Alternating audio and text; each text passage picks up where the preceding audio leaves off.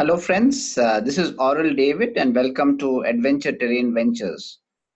Uh, in the next couple of videos, we are going to discuss about various types of traders.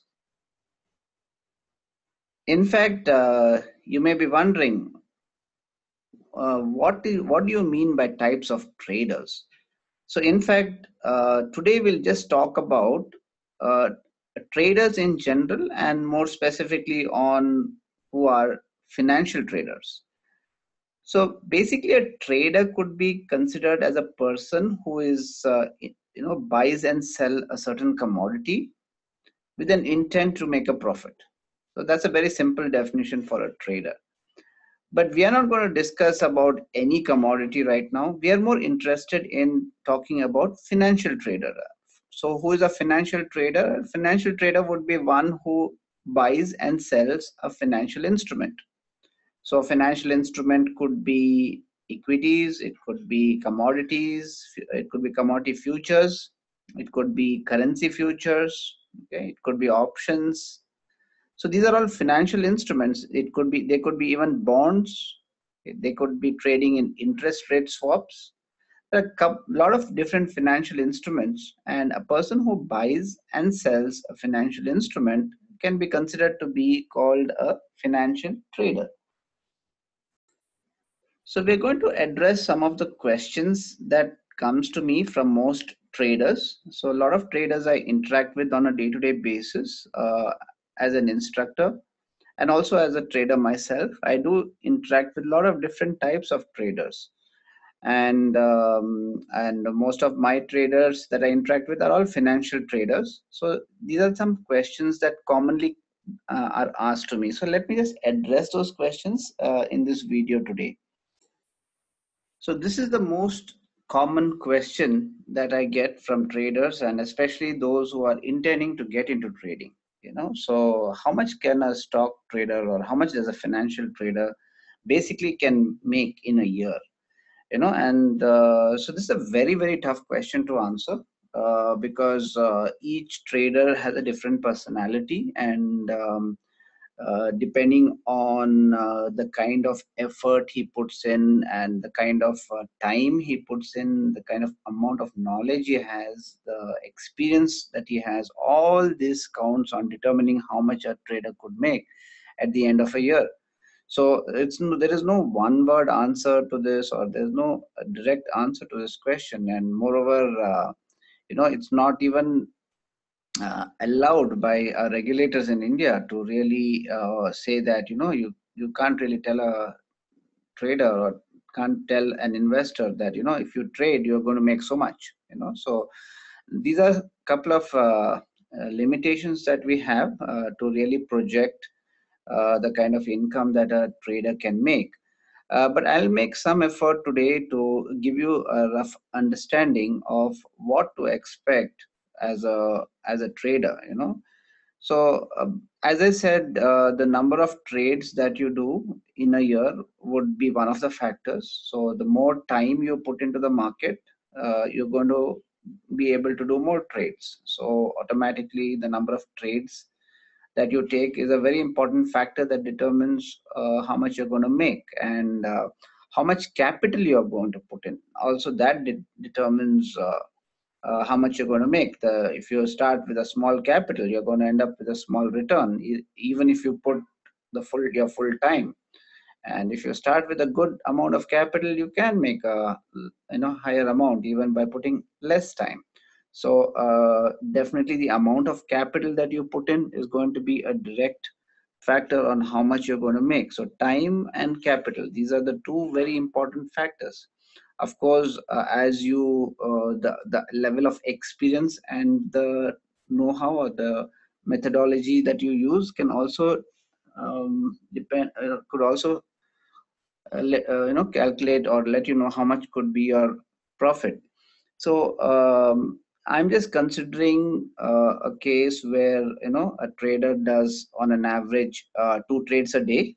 So let me just put that here, number of trades in a day. let's say we take it as 2. Okay, so 2 trades in a day, we take it as a standard. Presuming this, that you take 2 trades a day, you can actually, we can actually project the kind of income. The second presumption I need to make is how much risk does a trader make? Because again, risk is directly proportionate to your returns. So if you are a trader who takes little risk, you would end up with little returns. A trader who takes higher risk would end up with higher returns. So let me just take risk per trade as one of the criteria, and let me just take it as 1%. Okay, so a trader is only taking a risk of 1% for each trade. So if your capital is 1 lakh, you're going to take a risk of 1,000 on each trade. The risk means that in case your trade goes against you and you hit your stop loss, or you get out of the trade, you're going to maximum lose 1,000 rupees. And that is your risk that you take. And the reward per trade. Now, there are some traders who are okay with taking, okay with getting just 1% risk or even 0.5% risk, reward. So sometimes you take a 1% risk and you get a reward of only 0.5%. Now, I wouldn't consider that really worth it, because when you take risk, you need to get a reward at least 2 times that of your risk, right? So I always do my trading based on at least a minimum of 2 times, sometimes 2.5 times or 3 times. More is fine. 4 or 5 times is also great, but let's take a minimum of at least, a reward per trade of at least 2%. So a trader taking a risk of 1% and getting rewarded 2% per trade.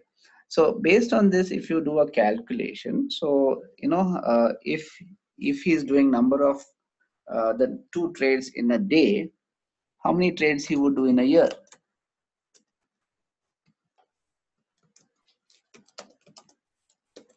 Yeah, so if he does 2 trades in a day, presuming that in a day you have, in a month you have 20 trading days.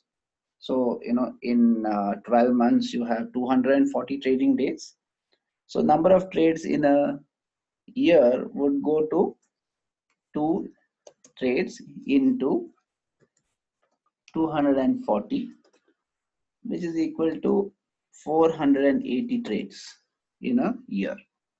So let's presume that he's not a very good trader, and he's not even a very bad trader. Okay, let's presume that 50% of his trades go in a profit and another 50% goes in a loss. So in his profitable trades, how much would he make? So profitable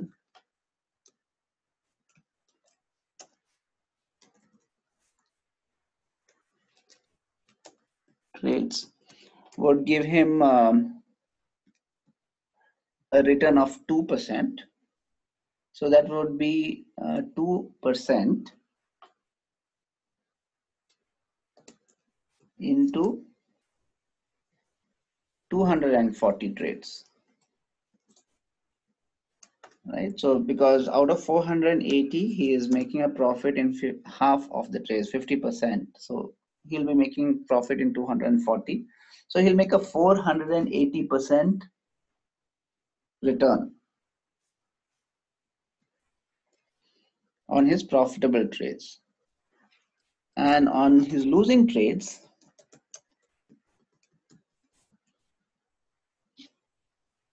he would lose 1% because he's taking a 1% risk. So it's 1 into 240. So that's equal to, again, 240%.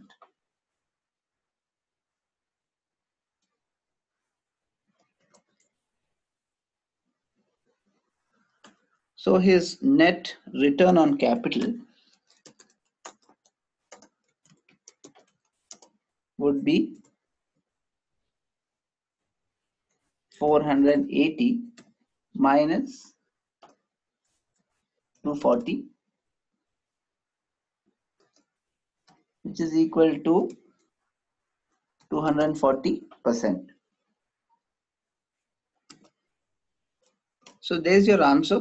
You can expect to make about 240% on your capital at the end of a financial year. So this all presuming that you are taking a risk of 1% on each trade, and with a reward of 2%, you can expect to earn at least about 240% in a year. So that means if you have invested or you get started with about 1 lakh, you could end up with a capital of 2,40,000 rupees. Another question that usually comes up is, what percent of traders are really successful? Now, do all traders make this kind of a return, 240%? Or do they also end up making a loss at the end of the year? Now, that's a very big question, because how many traders really have this discipline of maintaining a stop loss? Very few, you're right. How many traders have a discipline of maintaining your risk to reward ratio of 2:1 or 1:2 rather? Many a times what traders would like to do is, when they see a small profit, they just want to book it and get out of it. But when they see a loss, they would like to wait. If they have placed a stop loss, sometimes they remove it or they move it against, so that by finally they end up losing a little larger amount than what they really gained. And so they wouldn't get this kind of return. So what would be the return in that case? They would have a negative return, right? So uh, are all traders successful, or what percentage of traders are successful?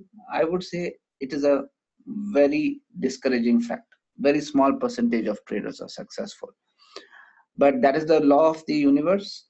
Okay, so that's what we call the 80-20 rule, right, where 80% of the traders lose money and only 20% make money.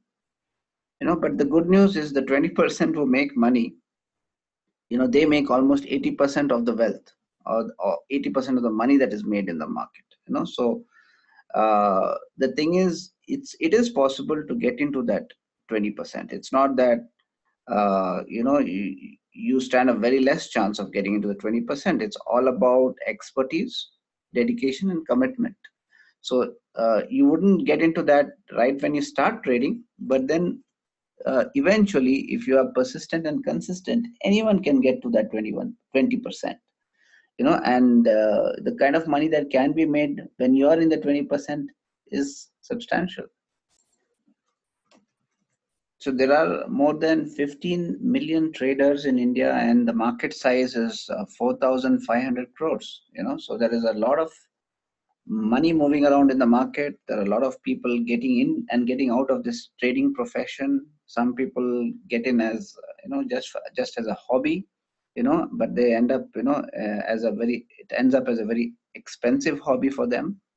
So there are a lot of people who come with different intentions to the market. So there are there are that many types of traders as there are that many types of human minds. So trading is more of a matter of psychology, and different people have different views, and that's where trading gets really fun, because if everyone was the same, then nobody would end up making money. Now, many people ask me, how do I really get started learning about the market or learning about how to trade, and what are the right things to do and what are the wrong things to do? These are some questions which people constantly keep asking me.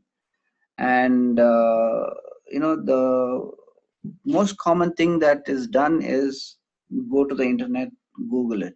So people go there and just start searching for how to make money in the stock market. And I'm sure you also got a hold of this video by doing a search, right? So there are a lot of people looking for how to make money in the market, and but frankly, all the stuff which is available there freely on the internet is misleading information. because I have been there and done it.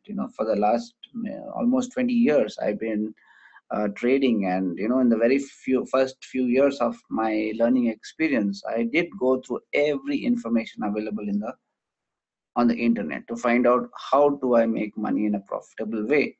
But all the information there is misleading, and the best way to learn trading is to take up a professional course. So there are many places where you can actually uh, do a professional course on trading. Stock Market Model Street is a course offered here at Adventure Terrain Ventures, and here you can actually learn right from the beginning on how you can do day trading in stocks, and also other asset classes will be covered here, where you learn all the details about looking at price charts, identifying support and resistance levels, and whatever is needed to become a successful trader. This is an ideal way to take up this course. So you can get more information about this course from the website, that is adventureterrainventures.co.in. So another very common question I get is day trading gambling? So because you could either win or you could lose. So is it like gambling?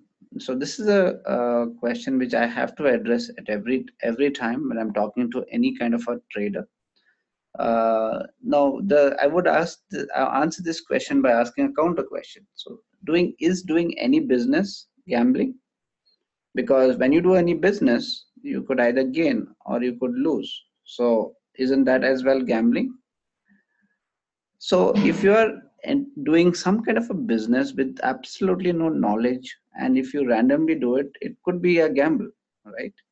So I would put that across the same way. So if you are just based on your gut feeling, trying to put in some trades, or just flipping a coin and buying something or selling something without having any kind of a methodology, without having any kind of a discipline, or without having any kind of a system, and without having the right expertise, then definitely it is gambling. And day trading is definitely risky. Why? Because you get exposure. So if you have a lakh in your account, they will allow you to buy maybe 10 times or 20 times. So you can actually buy for 10 lakhs, and then when you lose, you also end up losing a higher amount. So you need to know exactly what is risk management, money management. These are things that are very commonly misunderstood and not followed properly. So we will be covering all these details in our course, and it is definitely not gambling. It is a very scientific way, a proven methodology that you can make money in the market, to the extent I have discussed over there in the initial part of today's discussion. So this is all about how you conduct yourself. So get fully equipped with the required information that is needed, and then you can become a successful trader. Let me now show you a trade which I took in the late evening today in the market. So this is the ITC stock, and this is a 15-minute chart of ITC stock, and this is an intraday trade that I took. So as you can see here on the chart, we have a drop, a period of pause, then a rally, another period of pause, then a very sharp rally up. So as per the rules that we learn in the methodology, I mark this area as my area of demand. And just above the area of demand, I usually keep my entry price. This happened to be at 297.40. And I get my stop loss just below the area of demand, which happened to be 296. So I had taken a risk of 1.4 rupees per share. And this trade was just planned today itself, and I got my entry on the same day. So far I was showing you trades which I planned many days back, and I was getting my entry after several days. Okay, but it's not always the case. So this trade, I got my entry the same day I planned it, right? So market was hovering around here. I had placed my order early in the morning, to enter at this price. And as you can see, round about here on this candle, so this was at approximately between 215 and 230, this candle. On this candle, there was a sudden sharp drop in price right into my area of demand. But just like, this demand, it's sometimes like, a hot vessel. What happens if you touch a hot vessel? You immediately take your finger away from it, right? So that's exactly what happened. When price came and touched this hot area of demand, price immediately bounced off from it, So you can see the low of this candle happens to be 297.30, and my entry was at 297.40. This is not only the low of the candle, in fact this is the low of the day today. So you can see here the low of the day. The low of the day happens to be 297.30. That is this candle's low, and it is just 10 paise below my entry price. I have entered almost at the low of the day. I have bought ITC, and immediately price goes up and achieves my target. I had initially placed my target a bit higher, but after I saw this period of pause here and a sharp drop here, I see an area of supply. Let me just mark that for you.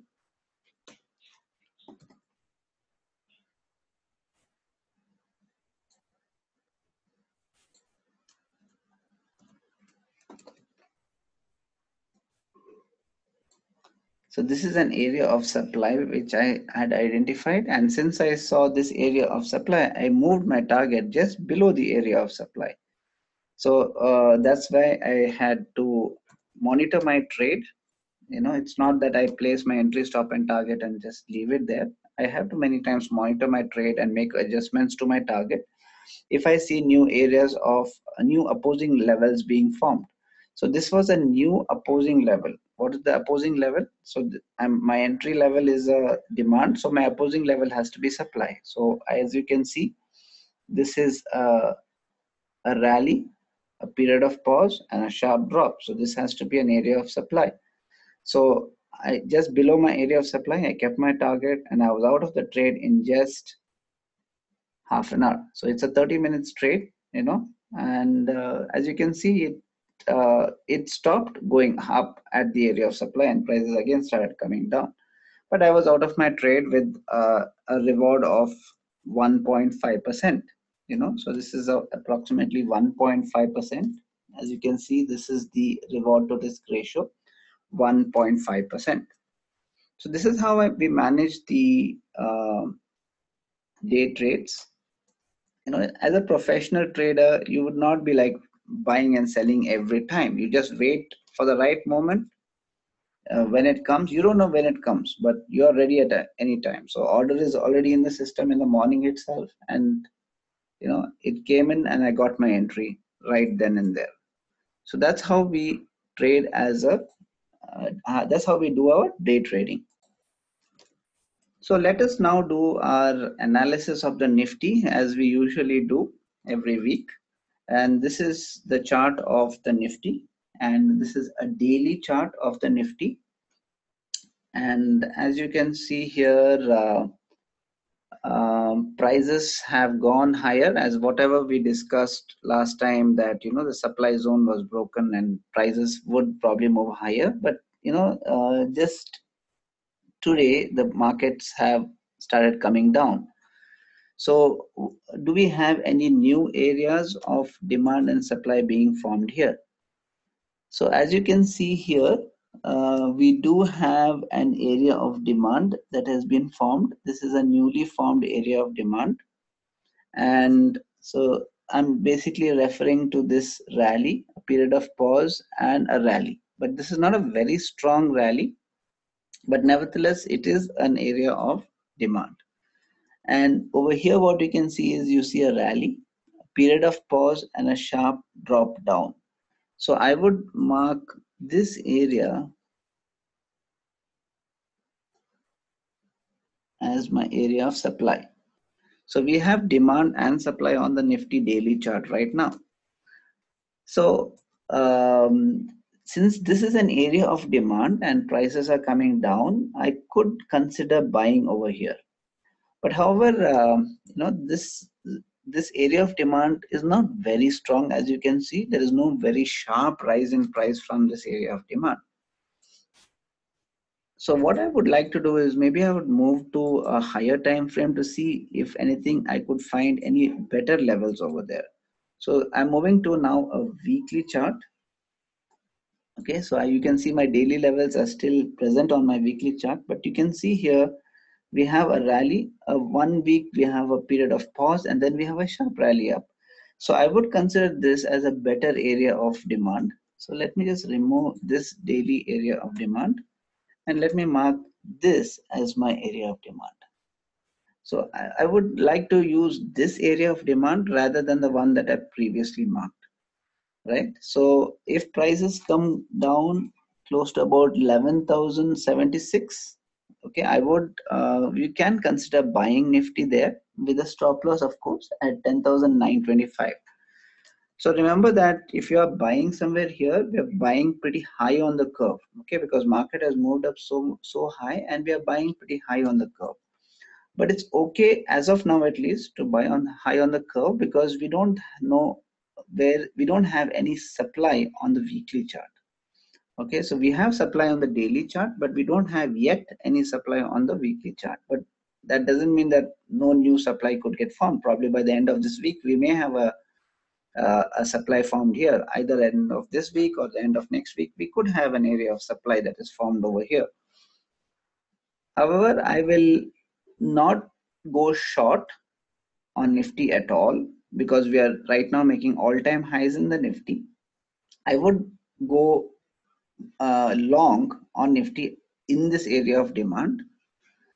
However, I would be cautious and I would not be very aggressive here by just going short. I would be waiting to see if price gets into this area of demand, and in the lower time frame chart in this area of demand I should see prices getting into it and consolidating here and showing some bullish signs. So but if I find some bullish signs here, that's when I'm going to take my long positions. So that's the analysis for Nifty for this week. I hope you guys found it very useful and interesting. So that's all that we have for this week, and have a nice trading week.